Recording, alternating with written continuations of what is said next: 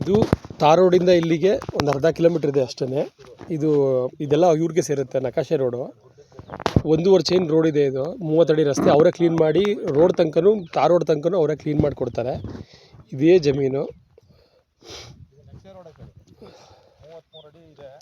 ಪೂರ್ತಿ ಎಲ್ಲ ಸೇರುತ್ತೆ. ಎಂಟೇರ ಕೆಳಗಡೆ ದಿಬ್ಬ ತನಕನೂ ಇಲ್ಲಿ ಅಷ್ಟೇ. ಇದು ಇದೇ ಇವ್ರಿಗೇನೆ, ಇಲ್ಲಿಂದ ಯಾರೂ ಓಡಾಡೋಂಗಿಲ್ಲ. ಇವ್ರ ಜಮೀನವ್ರದ್ದೇ ಸೇರುತ್ತೆ. ಅಪ್ ಟು ಈಗ ಹಿಂಗಿಂದ ಹೋಗಿ ಅಲ್ಲಿ ಆ ಮರದ ತನಕ ಹಂಗೆ ಬರುತ್ತೆ. ಜಮೀನು ಫುಲ್ಲು ಬರುತ್ತೆ. 150 ಎಕರೆ ಒಂದೇ ಬೌಂಡ್ರಿ ಇದೆ. ಮಟ್ಟವಾಗಿದೆ, ತುಂಬ ಹಳ್ಳ ಕೊಳ್ಳ ಆ ಥರ ಏನಿಲ್ಲ. ಒಂದೇ ಫ್ಯಾಮಿಲಿದು, ತುಂಬ ಚೆನ್ನಾಗಿದೆ.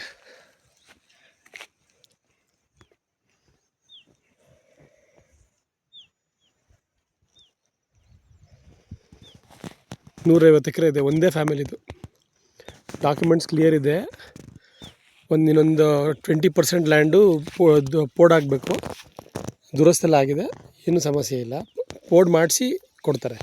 ಆಮೇಲೆ ರೋಡ್ ಏನಿದೆ ಇದನ್ನೆಲ್ಲ ಫುಲ್ ನೀಟಾಗಿ ಉತ್ತಿಸಿ 1.5 ಚೈನ್ ಏನು ರೋಡ್ ಇದೆ ಬರಬೇಕು, ಅದು ಪೂರ್ತಿ ರೆಡಿ ಮಾಡಿಸಿ ಅವರೇ ಕೊಡ್ತಾರೆ ಓನರು. ಬೇಕು ಅಂದರೆ ಫೆನ್ಸಿಂಗು ಮಾಡಿಸ್ಕೊಂಡು ಆಮೇಲೆ ರಿಜಿಸ್ಟರ್ ಮಾಡ್ಕೊಬೋದು, ಅಗ್ರಿಮೆಂಟ್ ಮಾಡ್ಕೊಂಡು. ಹೈ ಟೆನ್ಷನ್ ವೈರ್ ತನಕನೂ ಬರುತ್ತೆ.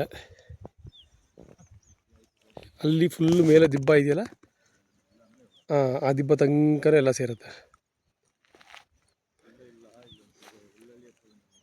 ಅಲ್ಲೂ ಹೈ ಟೆನ್ಷನ್ ತನಕನೂ ಬರುತ್ತೆ.